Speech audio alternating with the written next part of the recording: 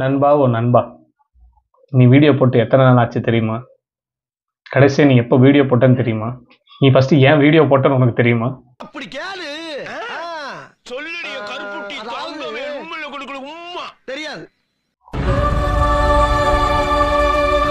போடுறேன். என்ன வீடியோ கண்டினியூவா போடுறேன். ஆஹா, அவனா நீ? ஸோ வணக்கம், நான் உங்க தினேஷ். நீங்க பார்த்துட்டு இருக்கிறது Dinesh Udhaya official.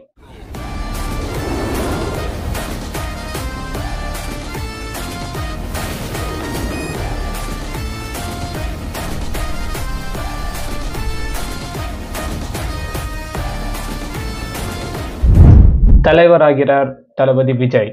So last 2 நாளா இன்ஸ்டாகிராம்லேயும் சரி, ட்விட்டர்லேயும் சரி, எங்கே போனாலும் சரி டிவிகே வீட்டிக்கு டிவிகே கேடிவி வீட்டிக்கு டிவிகே கேடிவி. कभीं कुपाम कुपां कभीं कंभी कुंपा कुंपा कभीं भीं कपांकु कंकु भीपा. ஸோ ஜோக்ஸ் அப்பார்ட், ஃபைனலி என் தலைவன் பாலிடிக்ஸ்குள்ள என்ட்ரி ஆகிட்டான். ஸோ அதுக்காக எப்படிப்பட்ட ஒரு பாலிடிக்ஸாக இருக்கும் அப்படின்ற டிஸ்கஷன் வீடியோலாம் இது கிடையாது. இது முழுக்க என்னோட வன்மத்தை கக்க போகிற வீடியோ.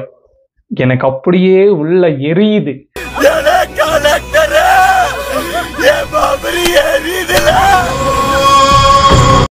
ஏன் என்னாச்சு இப்படின்னு என்ன அர்த்தம்? என்ன சொல்கிறேன்? அப்படி இப்போ இது ரோஸ்டிங்கா? ரைட்டு. ஸோ இது முழுக்க என்னோட வன்மத்தை கக்க போகிற வீடியோ. சென்னை வாலா அப்படின்ற ஒரு யூடியூப் சேனலில் தளபதி விஜய் அவரோட பாலிடிக்ஸ் என்ட்ரியை அனௌன்ஸ் பண்ண உடனே அவங்க ஒரு பப்ளிக் ரியாக்ஷன் மாதிரி ஒரு வீடியோ எடுத்தாங்க. ஸோ ஆல்மோஸ்ட் எல்லா பப்ளிக்ஸும் மிக்சடு ஒப்பீனியன்ஸ் தான் கொடுத்தாங்க. ஆனால் ஒரே ஒரு அக்கா, அந்த அக்கா பேசினது ஒரு எனக்கு தெரிஞ்சு ஒரு 1 மினிட் கூட வச்சுக்கோங்க இருக்கலாம், அவ்வளோ வரைக்கும் இருக்கும் ஒரு வீடியோ. அந்த வீடியோ பார்த்ததுமே எடுறா வண்டிய வீடியோ போடலாம் அப்படின்ற ஒரு தாட் வந்தது. ஏன் அப்படின்னா ஒரு 2 மாதம் இல்லை 1 மாதம் நினைக்கிறேன், நம்ம கேப்டன் விஜயகாந்த் இறந்ததுக்கப்புறம் தமிழ் லைட்டுன்னு சொல்லிட்டு ஒரு யூடியூப் சேனலில் ஒரு வீடியோ விட்டாங்க. ஸோ அந்த வீடியோவோட ஒரு கிளிப்பை நான் பார்த்துட்டு, ஐயோ என்னடா இப்படி பேசிட்டாரே, இருந்தாலும் இவ்வளோ சொல்லியிருக்கக்கூடாதோ அப்படின்ற மாதிரி ஒரு ஒப்பீனியன் இருந்தது. அப்படி இருந்த என் மைண்ட் செட்டை இந்த ஒரு வீடியோ, இந்த அக்கா பேசின வீடியோ பார்த்த உடனே எப்படி மனுஷன் கரெக்டாக கெஸ் பண்ணியிருப்பான் அப்படின்ற மாதிரி ஒரு தோணுச்சு. ஸோ ஃபஸ்ட்டு நான் அந்த வீடியோ போடுறேன். தமிழ் லைட்ஸ்லேருந்து அவங்க போட்ட வீடியோ ஒரு சின்ன கிளிப் நான் போடுறேன், அதை பார்த்துட்டு வாங்க. நம்மளை வச்சு படம் தயாரிக்கிற போனி கபூரோட ஒய்ஃப் ஸ்ரீதேவி இறந்ததுக்கு நம்ம போகலாம், அதில் ஒரு ப்ராஃபிட் இருக்குது. ஆனால் விஜயகாந்த் செத்துக்கு போக மாட்டோம். நல்ல மனசு இல்லை அதெல்லாம். இந்த அஜித் ஃபேன்ஸ்லாம் அடிக்கடி ஒன்று சொல்லுவானுங்க, நாங்கள் ஒரு நடிகரின் ரசிகர் அல்ல, நல்ல மனிதரின் ரசிகர். டேய், நல்ல அப்படின்றதெல்லாம் இல்லைடா, முதல்ல மனுஷனாக இருக்கணும்டா. அஜித் அவர் வீட்டில் 100 பேர் தங்க வச்சார், 100 பேருக்கு தலா 10,000 வீதம் அவங்களுக்கு 1 கோடி வரையும் கொடுத்தாரு அப்படின்னு இந்த யூடியூப்பில் பேசுகிறானுங்களே, அவங்கள வச்சு பேச வைக்கிறாங்க. யார் இந்த பைல்வான் ரங்கனா அதெல்லாம் இல்லையா, அவர் வச்சு பேச வைக்கிறது.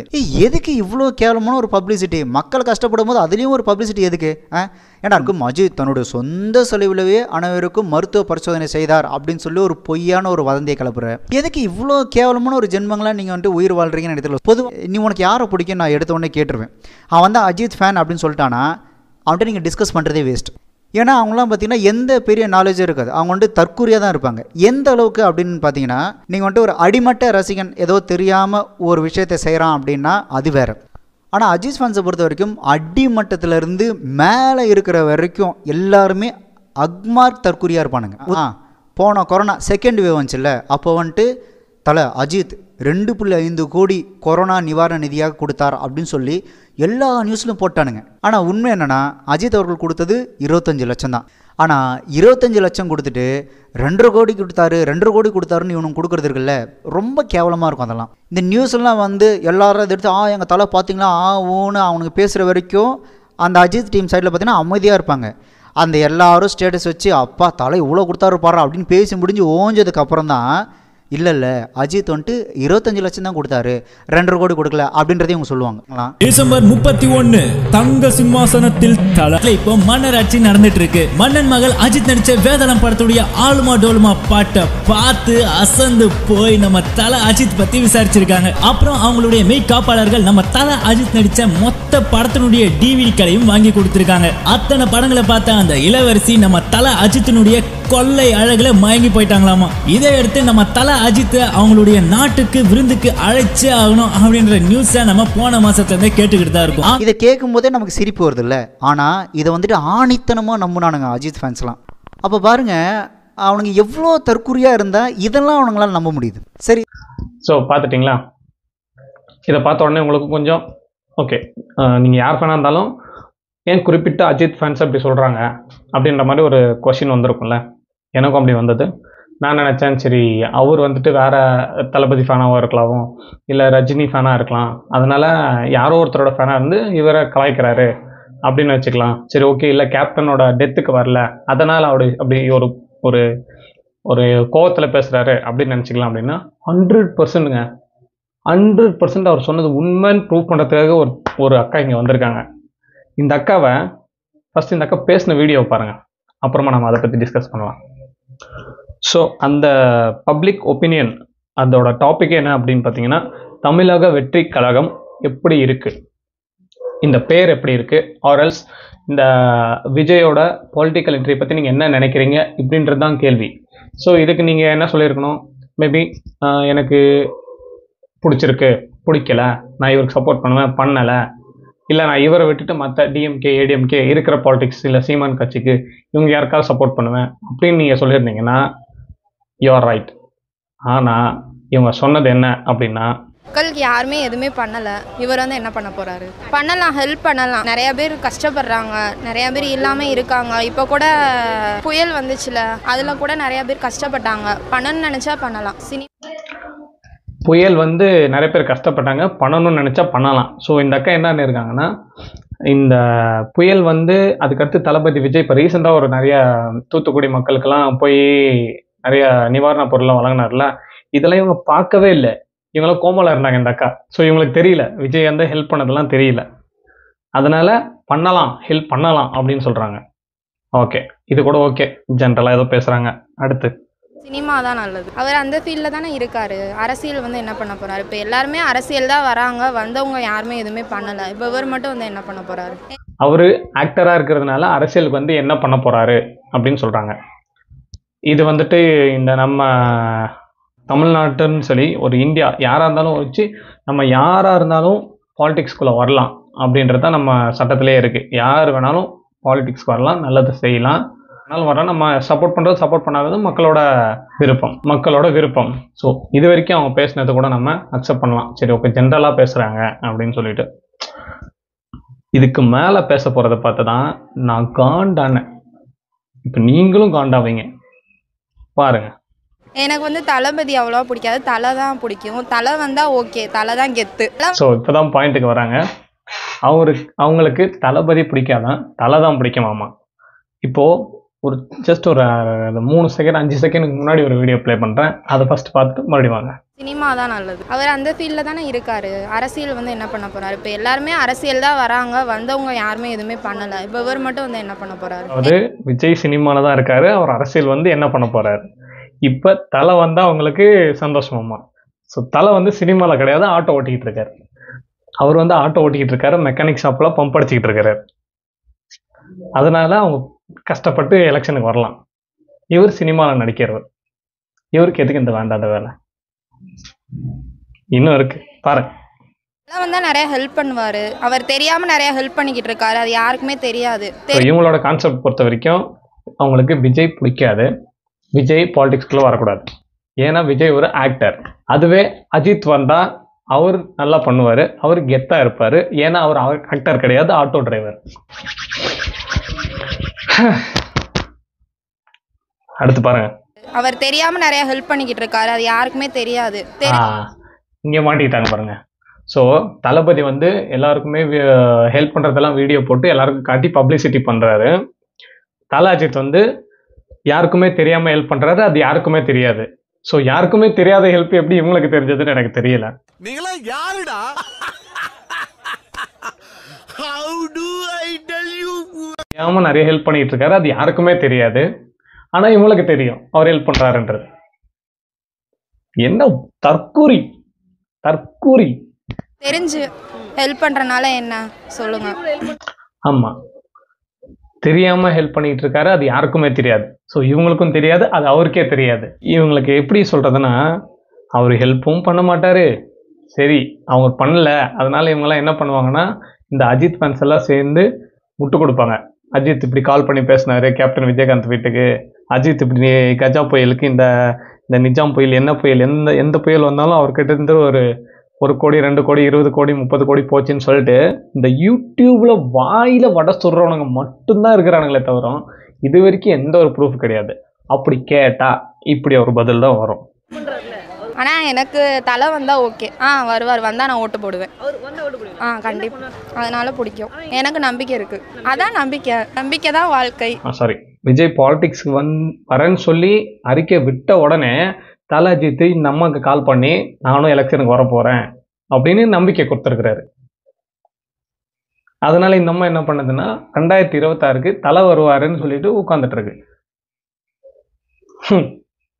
மூஞ்ச பாராது, மூஞ்ச டென்ஷன் ஆகுது. அவர் பேரை கெடுக்கிறாங்க இவங்கெல்லாம். பாருங்க, இன்னும் பாருங்க. ஹெல்ப் பண்ணுவார், நிறைய பேர் ஹெல்ப் தெரியாதம பண்ணுற ஹெல்ப்பை தெரிஞ்சு பண்ணுவார். ஸோ தெரியாத பண்ணுற ஹெல்ப்பை தெரிஞ்சு பண்ணுவார். எப்போ பாலிடிக்ஸ்க்கு வந்தால் அவர் வரமாட்டாரு நமக்கு தெரியும். அப்போ அவர் ஹெல்ப் பண்ண மாட்டாருன்றது அவங்களுக்கு தெரியும். இப்போது இது என்ன கான்செப்ட்னா, விஜய் அரசியலுக்கு வரத்துக்காக தெரிஞ்சு ஹெல்ப் பண்ணால் அது வந்துட்டு பப்ளிசிட்டி. அதே அவர் அஜித் பாலிடிக்ஸ்க்கு தெரிஞ்சு ஹெல்ப் பண்ணால் அது நல்லது. இவங்களை பொறுத்த வரைக்கும் தலை பண்ணால் நல்லது, தளபதி பண்ணால் கெட்டது. தலை பாலிடிக்ஸ்குள்ளே வந்தார்னா என்ன பண்ணுவார் அப்படின்னா, நிறையா பாசிட்டிவ் கமெண்ட்ஸ் கொடுப்பாரு. ஒரு யூடியூப் வீடியோஸ்க்கும் பாசிட்டிவ் கமெண்ட்ஸ் கொடுப்பாரு. ஒரு இன்ஸ்டாகிராம் இன்ஃப்ளூயன்சரோட பேஜ் கீழேயும் பாசிட்டிவ் கமெண்ட்ஸ் கொடுப்பாரு. டென்ஷன் ஆகுதுல்ல உனக்கு இந்த பொம்பளை பேசுறது?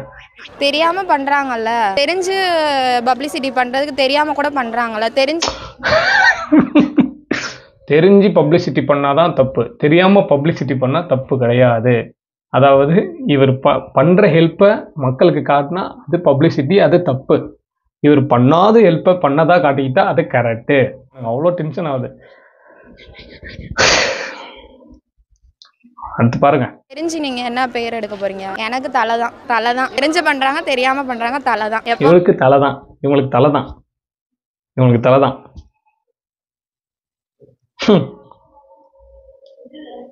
தலையிலேயே அடிச்சுக்கணும். எப்போ வந்தாலும் ஓகே தான், இப்போ வந்தா கூட ஓகே தான். இப்போ வந்தாலும் எனக்கு ஓகே தான், இப்போ வந்தா கூட ஓகே தான். 26 வந்தாலும் ஓகே தான். எப்போ வந்தாலும் ஓகே தான், இப்போ வந்தா கூட ஓகே தான். இப்போ வந்தாலும் எனக்கு ஓகே தான், இப்போ வந்தா கூட ஓகே தான். 26 வந்தாலும் இப்போ வந்தா கூட ஓகே தான். எப்போ வந்தாலும் ஓகே தான், இப்போ வந்தாலும் ஓகே தான். ஓகே, ஸோ அவ்வளோதான் இந்த வீடியோ.